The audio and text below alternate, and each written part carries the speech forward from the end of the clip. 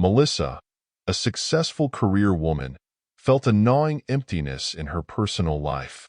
Her relationships, both romantic and platonic, seemed to lack depth and intimacy.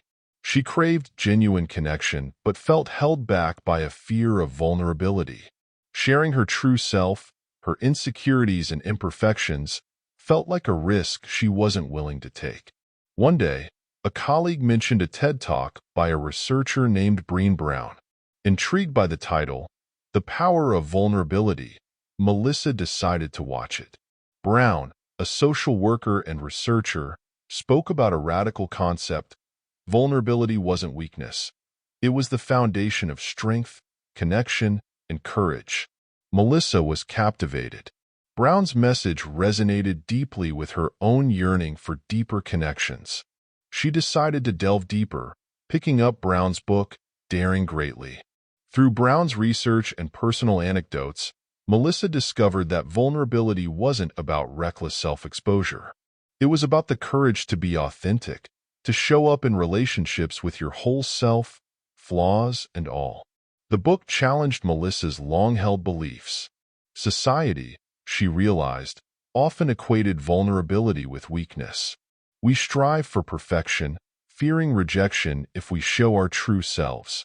However, Brown argued, this constant striving for an idealized version of ourselves leads to isolation and disconnection. True intimacy, true connection, could only arise from embracing vulnerability. Melissa embarked on a journey of self-discovery.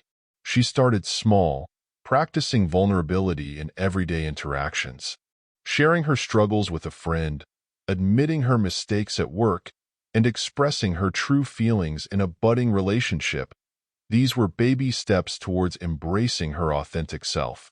The path wasn't easy. There were moments of discomfort, instances where Melissa felt exposed and vulnerable. However, as she practiced vulnerability, she witnessed a transformation. Her relationships deepened.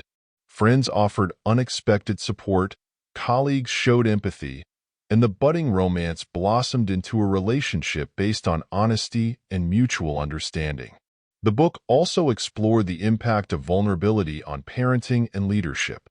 Brown challenged traditional notions of strength, arguing that vulnerability was essential for building trust and fostering connection. Melissa, inspired by these ideas, began to approach her relationships with her nieces and nephews differently. She opened up about her own struggles and insecurities, creating a space for them to do the same. The climax of the story isn't a dramatic event. It's a culmination of small victories and a shift in mindset. Melissa embraces vulnerability not as a weakness, but as a source of strength. She learns to navigate discomfort, to accept imperfection, and to connect with others on a deeper level. She becomes a better friend, a more supportive colleague, and a more authentic leader. Daring Greatly by Brené Brown isn't a self-help manual with a neat ending. It's a call to action, urging readers to embrace vulnerability as a necessary ingredient for meaningful connections.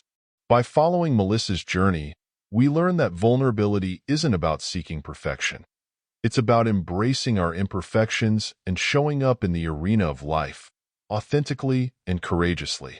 The book reminds us that the most fulfilling relationships, both personal and professional, are built on a foundation of trust, empathy, and the courage to be vulnerable.